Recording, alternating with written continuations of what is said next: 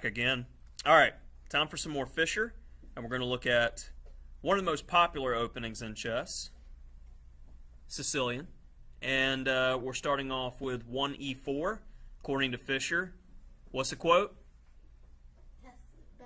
Best by test, not test by best. Best by test, because in his time period, statistically, it was the #1 response for White.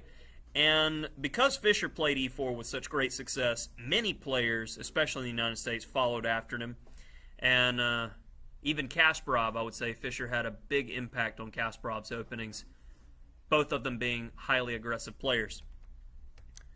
So we get to the Najdorf, which is the most popular of all the Sicilians. And a6 is a great prophylactic move from keeping different pieces from going to b5, as we see in many Sicilians. And here we have a key moment. Fischer plays his favorite variation against the Najdorf, 6 bishop c4, which is named now the Fischer-Sozin attack. So if it's named after you, typically you're a boss with it. So let's see Fischer do some work. So e6, catassels, bishop b3, and Mr. Sherwin in the U.S. Championship decided to play b4, and I believe the modern move after b4 is knight a4, but I had to look this up. Knight takes e4. I found a nice game from 1950. This pawn is not free. Just look at the development that White has. Queen f3. If you retreat the knight, you lose the rook. So he's got to defend. c4 with the idea of trying to get the pawn to take, making the knight weaker. Still putting pressure on the knight. Notice how much development White has gotten for the cost of one pawn. And after bishop d6, we can tell we've got moves like knight f5, blowing up the position, and it's nice. Very nice. Alright, so in the game after knight b1, Sherwin plays bishop d7, bishop e3, finally cover the e-pawn, c3, in-between move. So what's going on if pawn takes? Just grab the queen. He makes a queen. And what's the stock in this type of position? Doesn't black have more material? He does, but there's a key move here for White. Where's your lady going? And I get it back, right? And let's say something like this. What's the material stock now? White's got the better of it. So that's why he plays bishop takes, and they just trade. Castles. And White's got all of his pieces ready. And we're going to visit our old friend from our Tal game, the typical knight d5 sacrifice in the Sicilian. Gets our piece back immediately. The e-pawn is poisoned for most of the game. I find that very nice. Queen b5, hitting our rook. The best way to defend is to also attack. Rook b6, hitting the queen, defending our rook at the same time. Queen e5. Alright.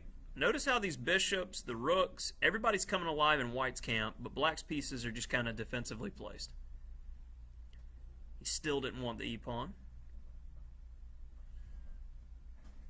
Now, probably there's some tactic after queen takes e4 where bishop d5 can come in between somewhere.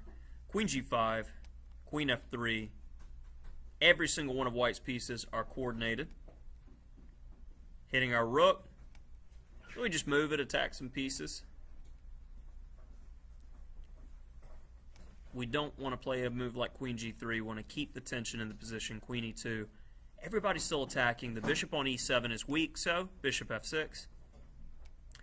Getting rid of any potential checks on the long diagonal. White's king is safer on h1. Typically when you play f4, you want to play king h1 just to make sure your king is off of that diagonal.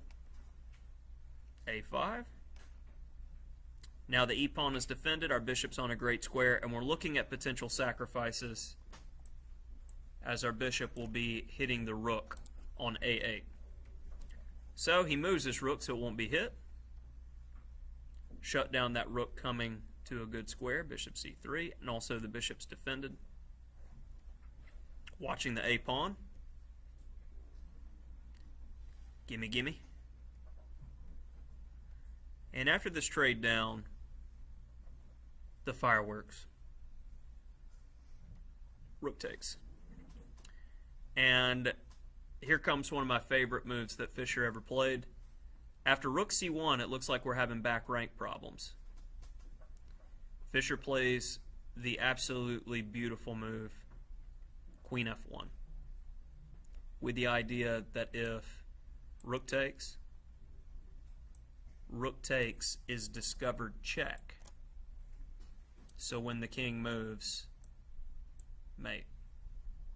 So take my lady, please. So after queen f1, this beautiful move, h5, because black's like, well, now I can take your queen.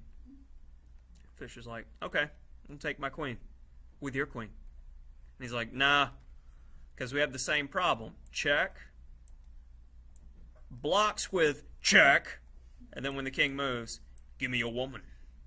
All right, so after queen takes, he decides to play for mate. And Fischer's like, should I allow this? Rook takes check. Stops the mate. Stops the mate. Bishop e6. And he's simply threatening bishop f5 and rook a7 with lights out. There's nothing that black can do, and it looks like white's cheating. He's got like all of his pieces. And this is in the U.S. Championship, so I don't know much about Mr. James Sherwin, but clearly if he was in the U.S. Championship, he was one of the best players in the United States. So this is a pretty solid beatdown in the Sicilian Najdorf and the Fischer-Sozin attack.